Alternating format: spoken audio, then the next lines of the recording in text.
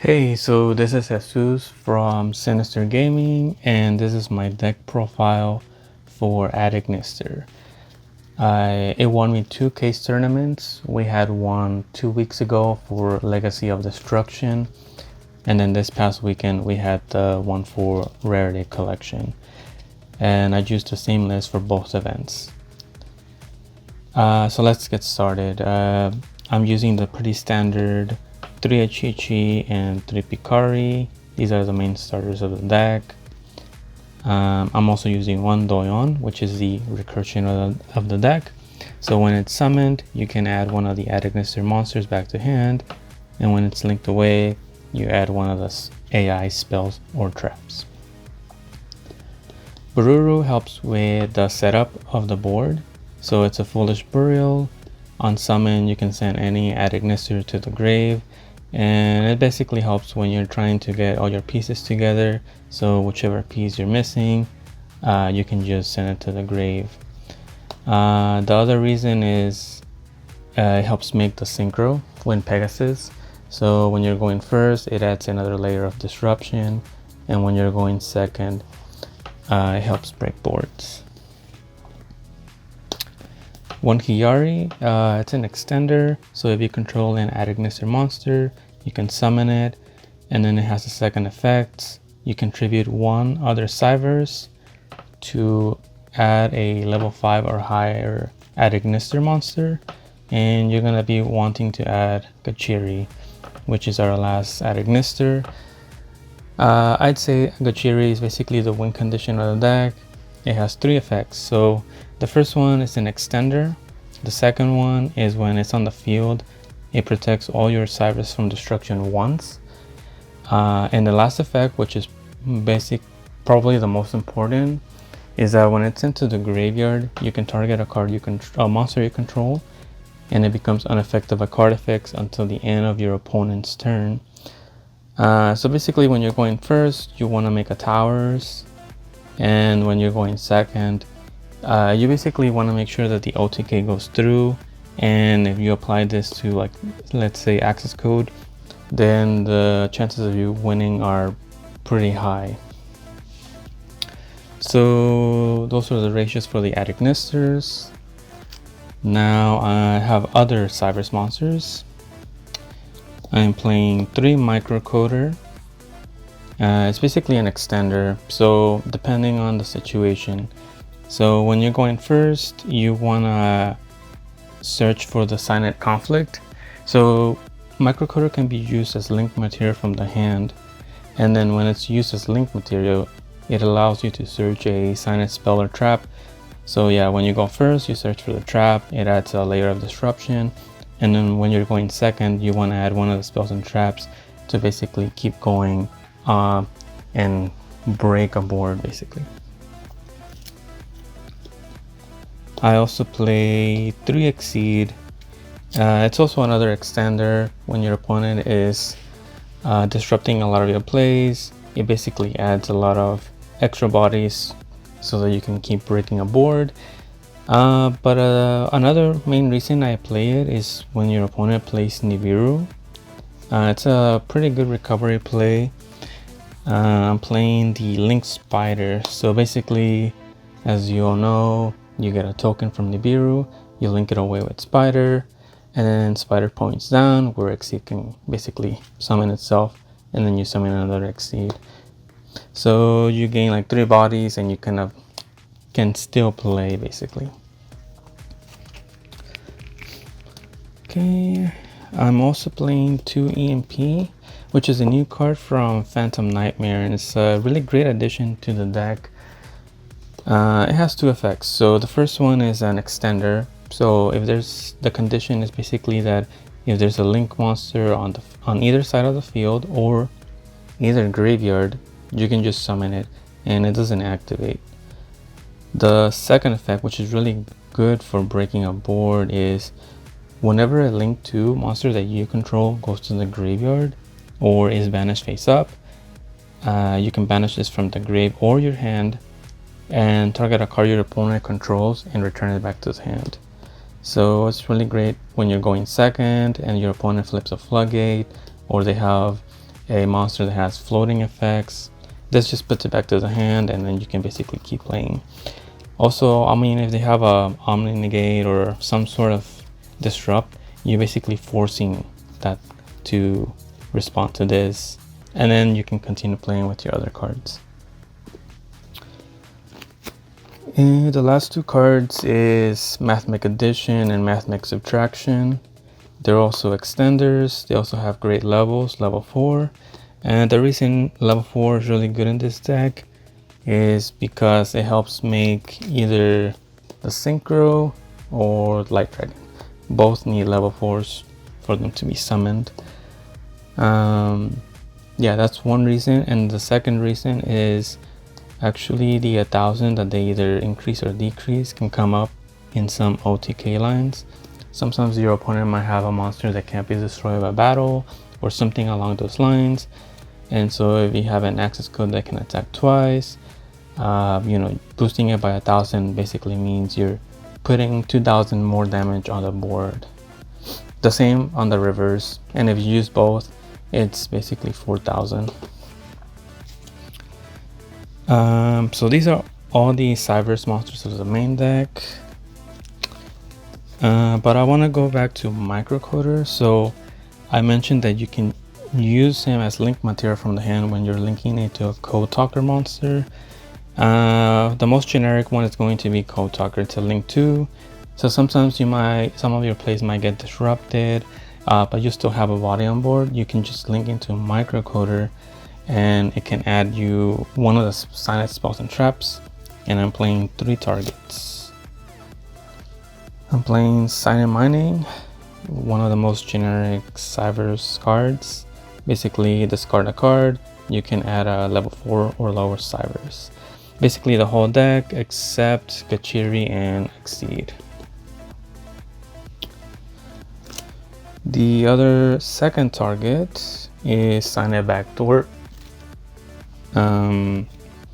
This is a quick play, and it also searches pretty much the whole deck depending on what you banish. So basically how the card works is target a Cyberse monster you control, banish it face up until the next standby, your next standby, and then you get to search a Cyberse monster that has less attack than the one that you banished. This card can be used offensively and defensively. So when you're going, there's 2 defensive plays that you mainly want to do it on. So let's say you want to use the effect of one of your Cyberse monsters, and your opponent chains like an Imperm, a Veiler. You can just chain Cyberse Backdoor, and the effect, you know, it's gonna tag out. The effect is gonna go through, and then you're gonna add, you know, another follow-up play. So basically, you go 2 for 1. Your opponent loses a resource, a disrupt. It's a really good trade. The second defensive play I mainly use it for is when your opponent nibs you, and you basically use this as a recovery play. Most of the time you want to search for the Exceed, because then, you know, they just use a nib, but then you basically recover with 3 bodies. When it comes to the offensive plays, there's also 2 plays. So one really like easy one is like, let's say you have Code Talker on the field and Cynet Backdoor, and then, you know, you pass because that's all you could do.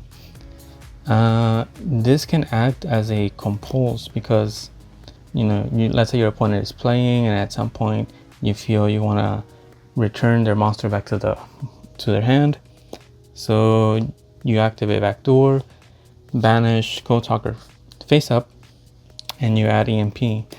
At Resolution, since EMP wasn't in your hand, even if not, it's one of those cards, you can banish it from your hand, target a card they control, put it back in their hand. So it's like a little bit of a mini disrupt. And in the same fashion, when you're trying to break a board, it's the same thing.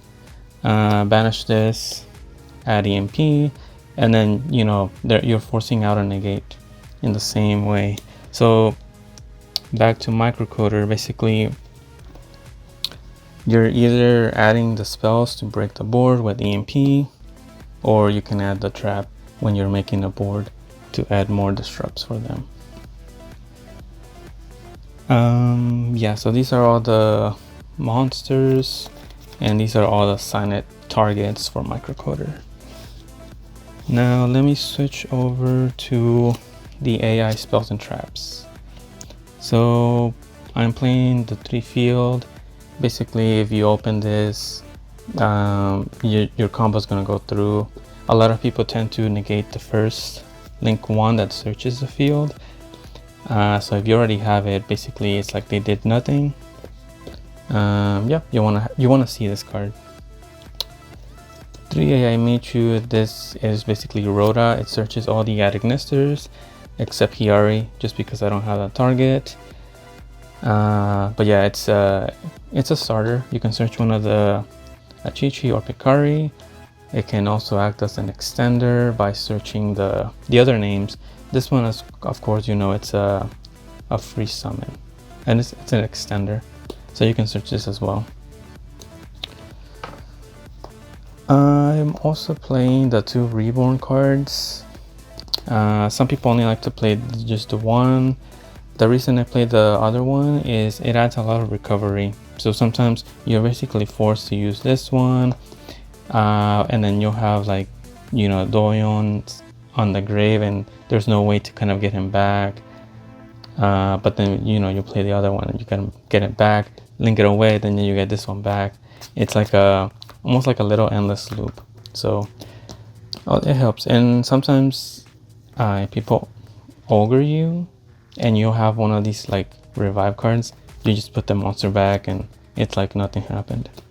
So that's why I play both recovery, and also sometimes they have like ogre or herald, or I don't know if people are playing gamma, but gamma. And then the draw 3, you basically rewarded for opening the field. If you have the field on the field zone and then you have another one in your hand, you draw 3.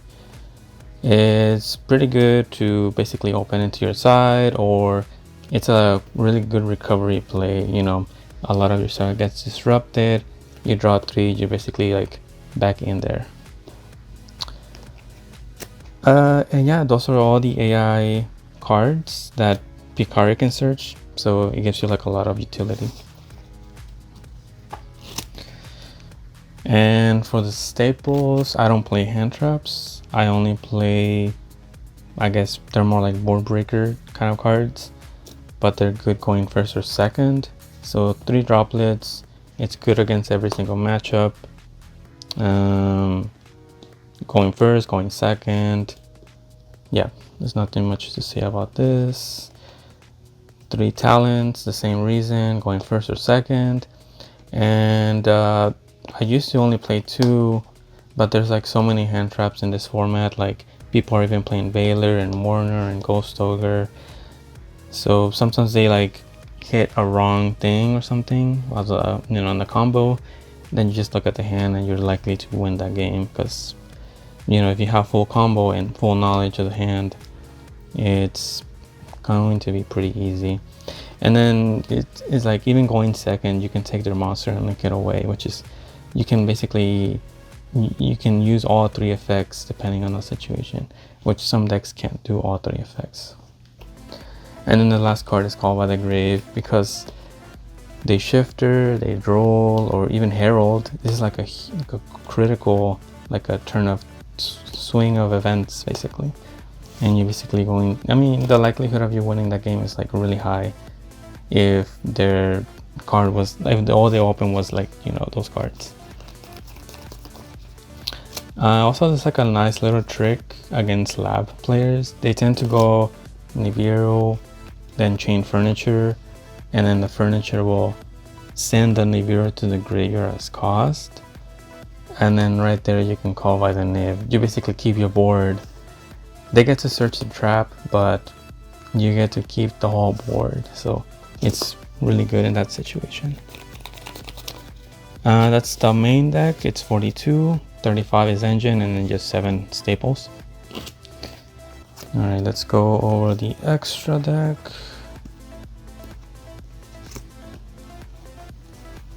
Let's see.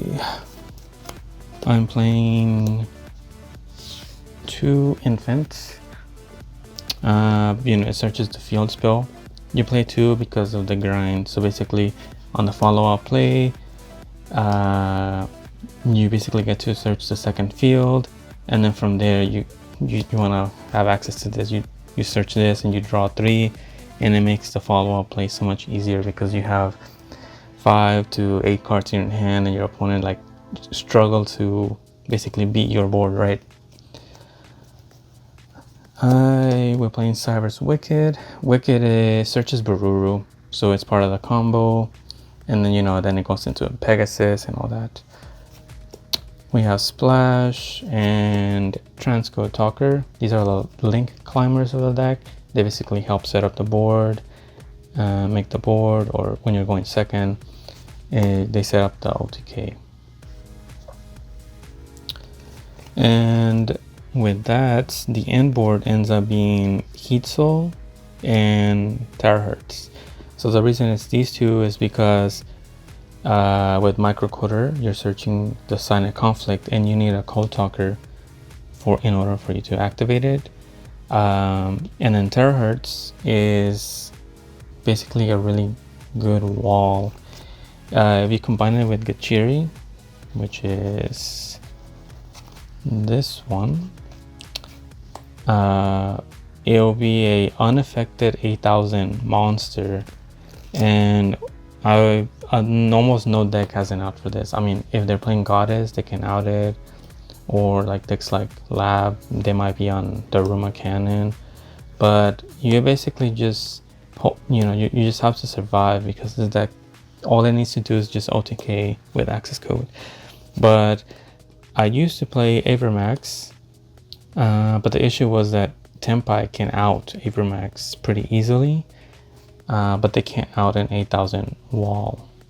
Now it has an extra benefit against Tenpai because it negates monster effects in the battle phase. So even if they somehow still get to play, they're not gonna get to play in the battle. So it's like a full-on counter against Tenpai. Also, I'm playing the negate, so this basically has a quick effect to send a Cyberse from the deck or the extra deck. You want to send this, which is a spell and trap negate, as long as you control a link 4 or higher, and this is a link 5. There are situations where they might niv you, so you chain this to send it, and then you might have to end on an Accesscode, because Accesscode will still be a legal target for this. You still have the negate. I'm also playing the Update Jammer and Accesscode. It's the OTK line, pretty classic. It pretty much always wins you the game when you go into this situation. And remember, you want to have the Gatchiri effect on top. That way, if they're saving like a Nibiru or like an imprint for Accesscode, it won't be affected. So it's basically gonna go through. As mentioned earlier, I'm playing the Code Talker. It's pretty easy target for microcoder to just go into.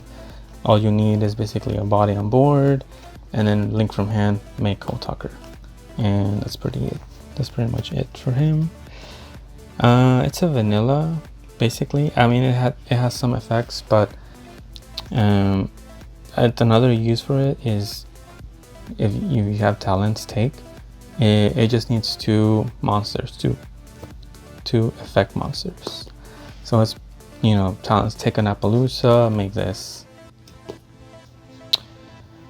Light Dragon and Pegasus are both used to basically break boards. But also, if you're going first, you want to put this in your grave with either hard making it with Bururu, or you can even send it with Terahertz, and adds another layer of disruption. And Light Dragon, of course, helps break boards. It has 3 effects. It also protects your Cyberse from destruction, and it also revives your link monsters back when another Cyberse deals damage.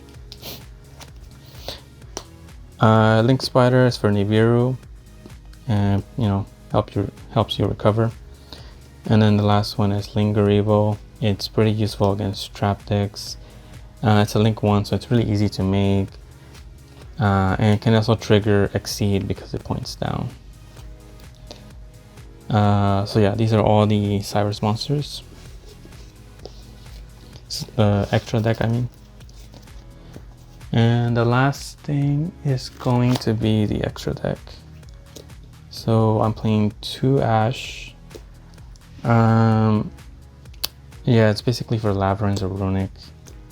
I feel like if you open this against them, it's like pretty critical, yeah, to their strategy. Harpies can be cited against every single deck. The worst that you're doing is trading like an imprint from Harpies, but a lot of people are still playing Floodgates, so you can hit a lot of those with that. Cosmic is for also Runic and Lab. Not much to say, it's pretty generic. Backrow hate. I'm playing 3 Concealing Lights. This is mainly for Melodious and Voiceless. It's mostly for Melodious. Basically, this is a Book of Moon effect, a blanket Book of Moon effect. It's gonna remove both of the disrupts and the lock, and that's pretty good card for that matchup. Foolish Return is for Branded, so basically I don't want to get puppeted. So if you see the puppet in the grave, just put it back. And even if they're not on the puppet, when they go branded in red, you target their target, and they don't get to fuse and play on your turn. Blink Out is for Snake Eyes or any linked base deck like Salad or Marinces. You can play this going first or second against those type of decks. So if you go second, this just puts back the Appaloosa, and if you're going first, when they're link climbing, you can just put back their monster when they're use too many resources on a link climb. And one really good example is, for example, if they go Hira targets the Achichi, to fire, then they make Princess. When they summon Princess, you can go ahead and blink out. It's a compulse, so it puts it back in the extra. And then it has a secondary effect that you can summon one of the materials used for that link monster that you returned. So you actually get to summon Achichi to your side of the field, and it doesn't negate the effect, so you actually just get to search your follow-up play. There's one more little trick with this card. It's kind of like Cynet Backdoor. So if you go Infant and then you want to search your field spell, they might go Imperm, Veiler, Mourner, cards like that. You just tag out. You put your Infant back in the extra, bring back Achichi, and then you search your field spell, and it's like nothing happened. The last card is Threatening Roar. Yeah, this card, every time I activate it, I've never lost. I've flipped this like 30 times by now, and it's the side for Tenpai. Most of the time, all they can do is basically Seals Pass, and for this deck, is like it has too many plays, and it can play right through these seals, and then you just go Accesscode for the win. Sometimes they'll end on like Fenrir also, but it's still pretty easy to play through those kind of boards. Yeah, this card is like an auto win basically against that deck. I don't play D-Barrier because in this, they might have the cross out, and I'd rather just, it's like a turn skip basically. You can also play this against Gatchiri and Purely, because those decks kind of need a battle phase as well. And that's pretty much the deck. I hope you liked it. If you have any questions, let me know. Yeah, like and subscribe. Thank you.